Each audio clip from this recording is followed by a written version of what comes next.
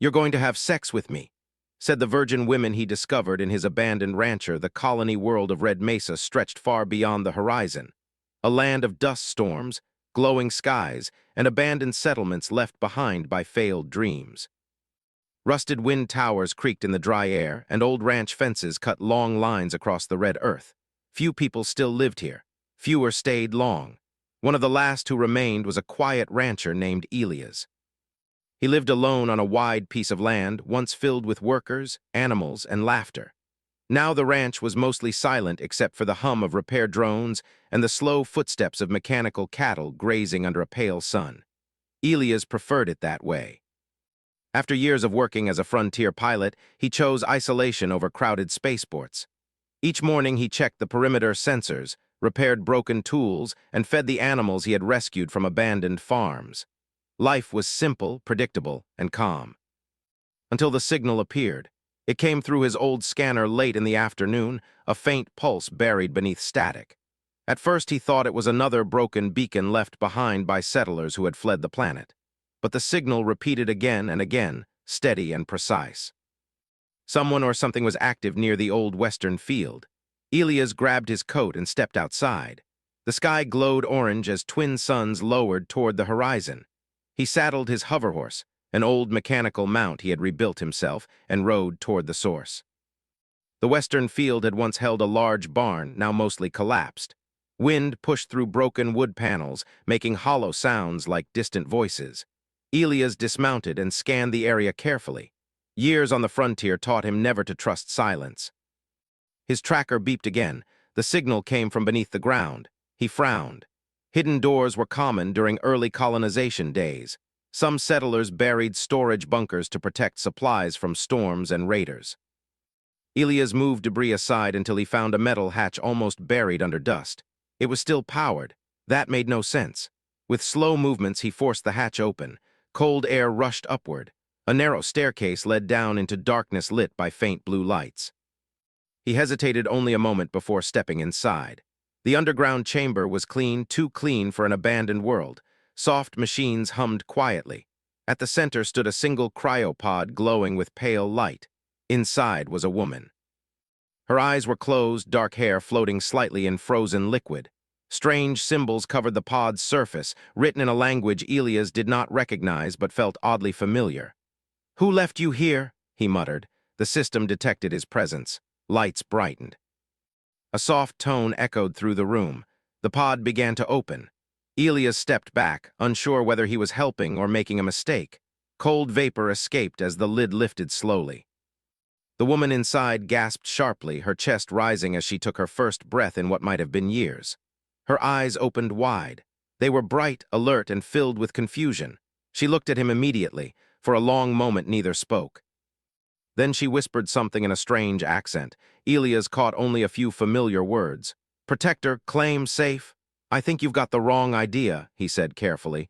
"You're safe, yeah, but I didn't claim anything." She tried to sit up but stumbled.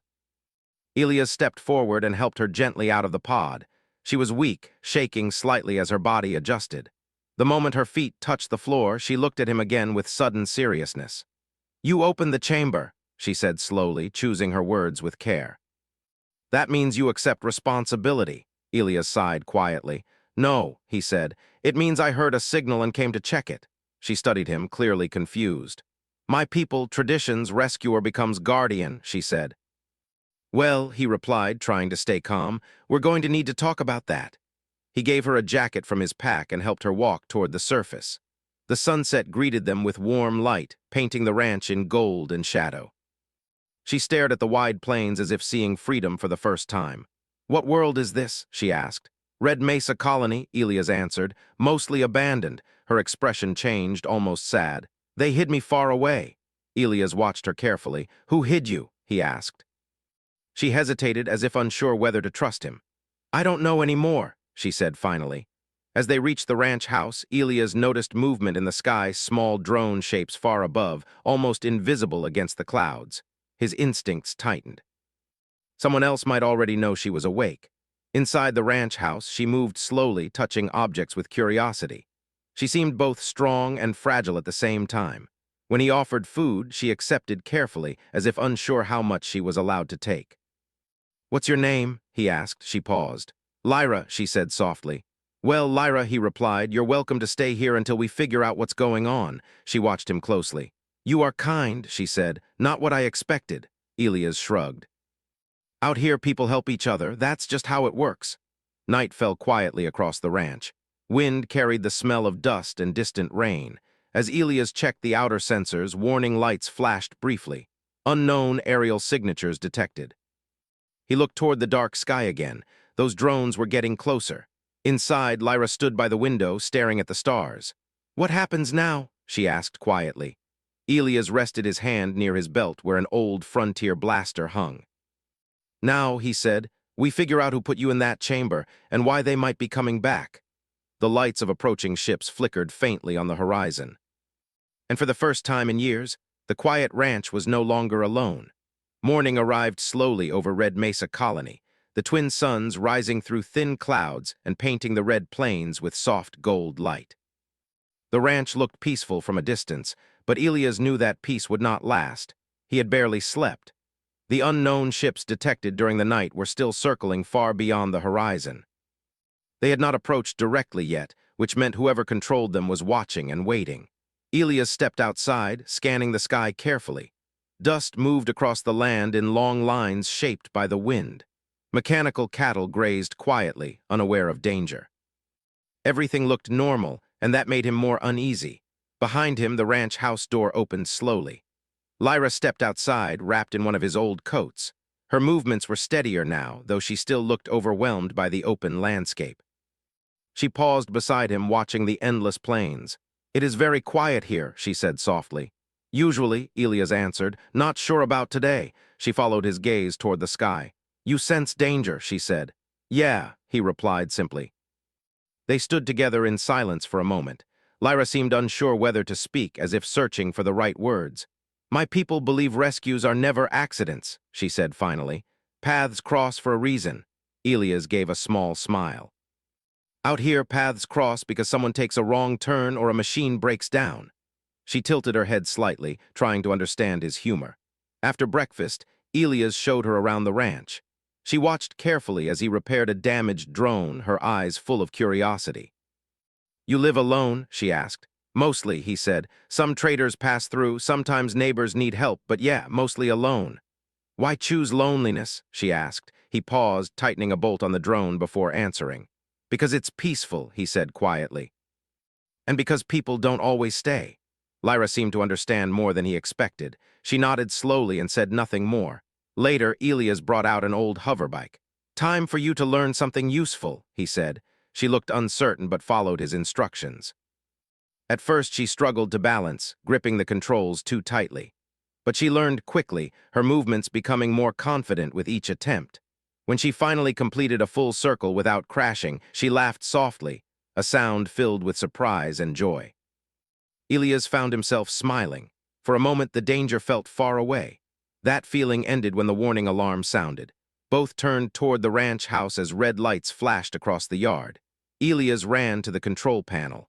3 ships had entered the outer perimeter. "They're not hiding anymore," he muttered. Lyra's expression changed instantly, fear mixed with recognition. "They came for me," she said. "Looks like it," Elias replied. He handed her a small communication device. "Stay close, follow what I say." Instead of hiding, Lyra stood beside him. "I will not run," she said firmly. Elias studied her for a moment, then nodded. "All right, but we do this smart."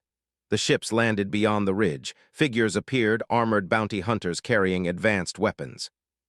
Their movements were precise, professional. This was not a random group. A voice echoed through Elias' external speakers. "Rancher, you are harboring protected property. Release the subject and no harm will come to you." Elias leaned against the railing, completely calm. "She's not property," he said into the microphone. "Incorrect," the voice replied. "The subject belongs to the Dynasty program. Compliance is required." Lyra's hands trembled slightly, but she stood firm. "I will not return," she whispered. Elias glanced at her. "Then we hold the line." The first drones moved forward, scanning the ranch. Elias activated hidden defenses, old mining lasers repurposed into perimeter tools. Bright beams flashed across the ground, forcing the bounty hunters to stop. "Last warning," the voice said. Elias shut off the speaker. "All right," he said quietly. "Guess we're doing this the hard way." The battle began suddenly. Enemy drones rushed forward, firing energy blasts that struck fences and dirt. Elias moved quickly, using the terrain to his advantage. He knew every rock and structure on the ranch.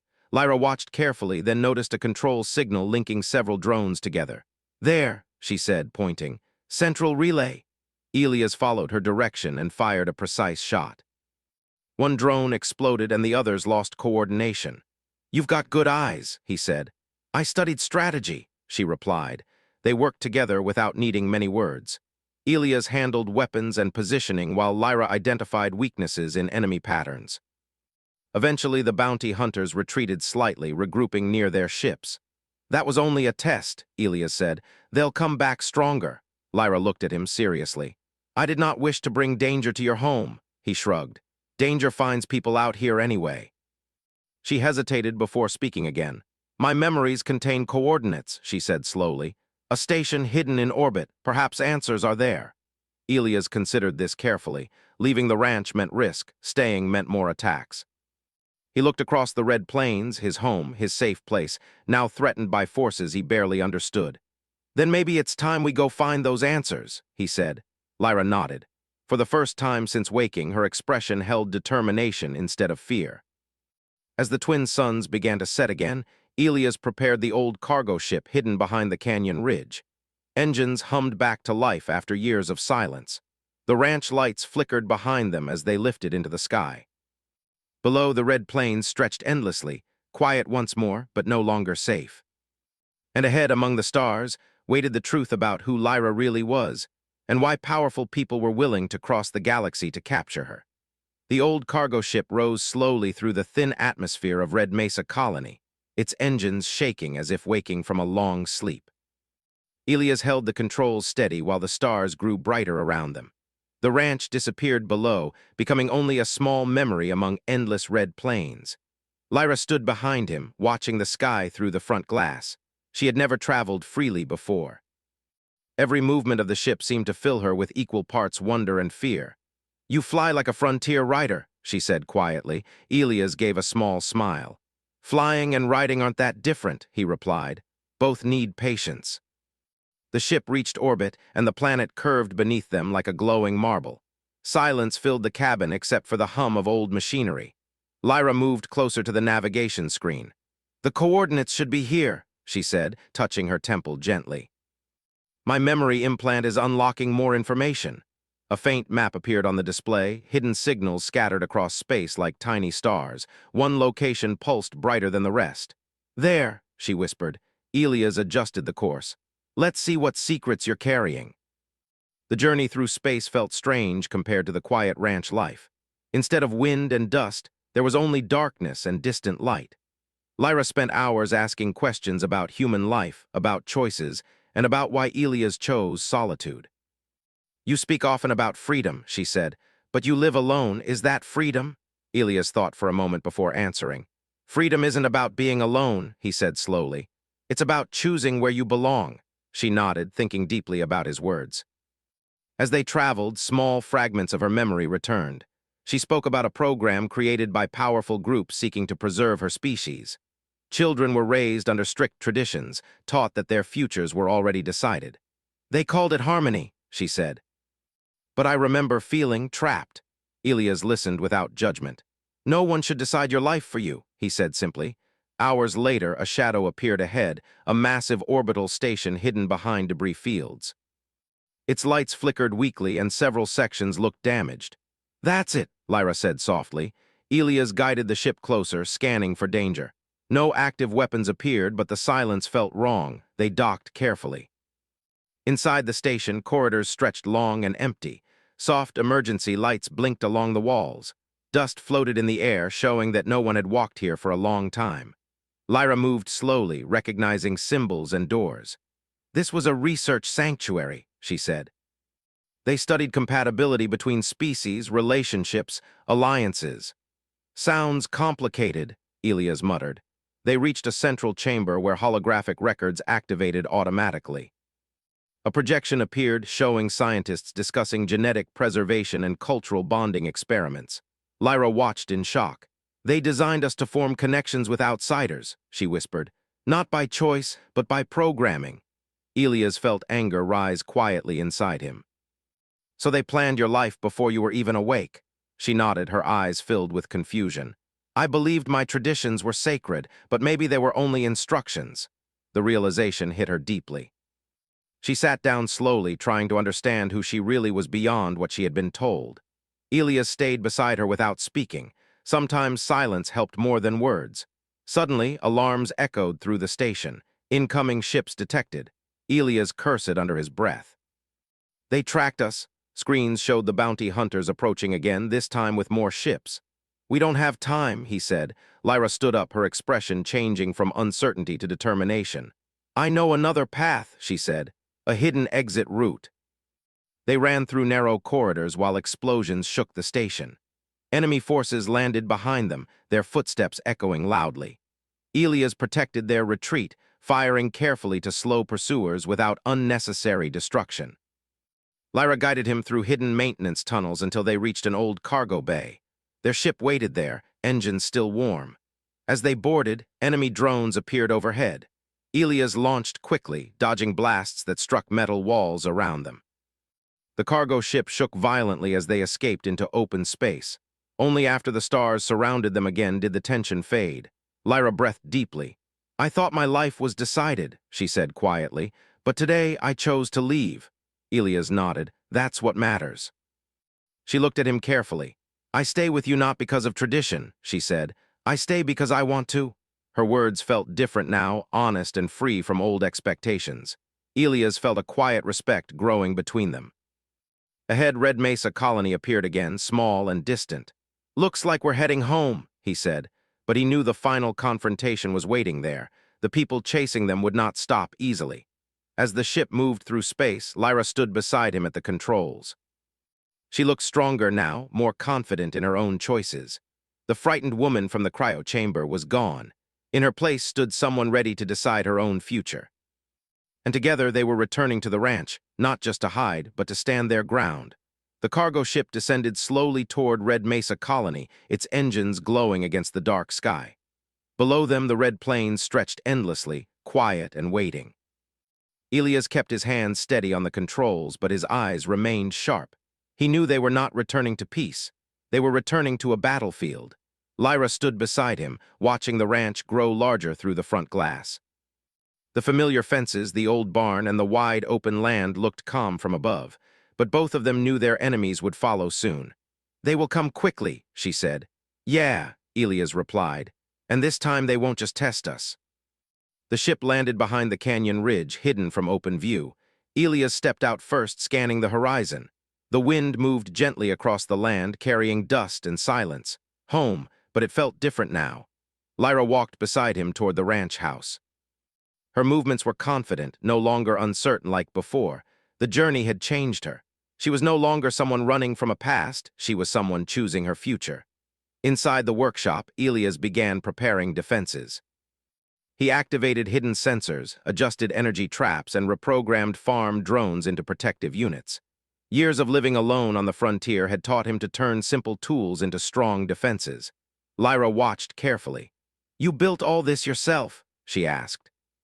"Piece by piece," he said. "Frontier life means you fix your own problems." She nodded, understanding. "I will help," she said. Together they worked through the afternoon. Lyra used knowledge from the station to improve the targeting systems. She rewrote old programs, turning simple machines into smarter defenders. The ranch slowly transformed into a stronghold without losing its quiet, rustic feeling. As the twin suns began to set, warning alarms activated, ships entering atmosphere. Elias stepped outside and saw them, several dark shapes cutting through the sky, engines burning like falling stars. "They're here," he said calmly. Lyra stood beside him. "I am not afraid anymore," she said softly. "That's good," he replied, "because this ends tonight." The enemy ships landed beyond the ridge just like before, but this time more forces emerged. Armored figures moved across the ground with heavy weapons. Drones hovered above them, scanning the ranch. A voice echoed across the field. Final warning, surrender the subject. Elias didn't respond. Instead, he pressed a small button. Hidden lights activated across the ranch perimeter. The battle began. Enemy drones rushed forward, firing energy blasts. Defensive turrets hidden inside fence posts returned fire. Dust filled the air as explosions shook the ground. Elias moved with calm precision, using cover and terrain like an experienced rider guiding a horse through danger. Lyra stayed close, directing drone movements through a handheld device. They rely on central command, she said. If we disrupt their coordination, they will weaken. Elias nodded and focused his fire on a larger control drone. One precise shot destroyed it, causing several enemy units to lose formation. The bounty hunters pushed forward anyway, determined to capture her. Lyra hesitated for only a moment before stepping into the open. She activated a signal from her memory implant. A bright pulse spread across the field, interfering with enemy targeting systems. "What did you do?" Elias asked.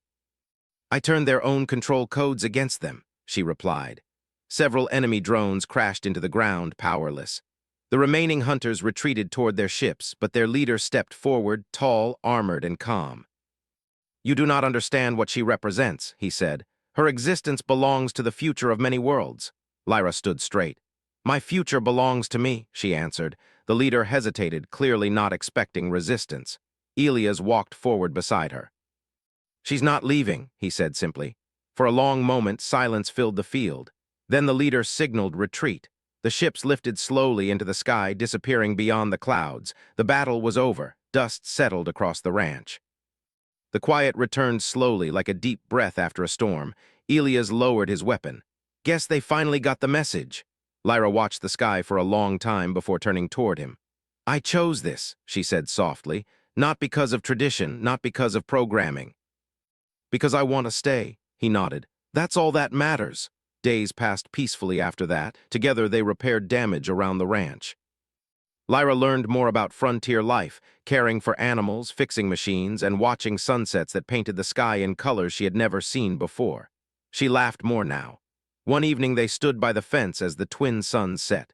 "This place was empty before," she said. "But now it feels alive." Elias looked across the land. "Home isn't a place," he said. "It's who you share it with." She smiled gently. The abandoned ranch was no longer abandoned. Alien technology blended with cowboy tradition, creating something new, a place where choice mattered more than destiny.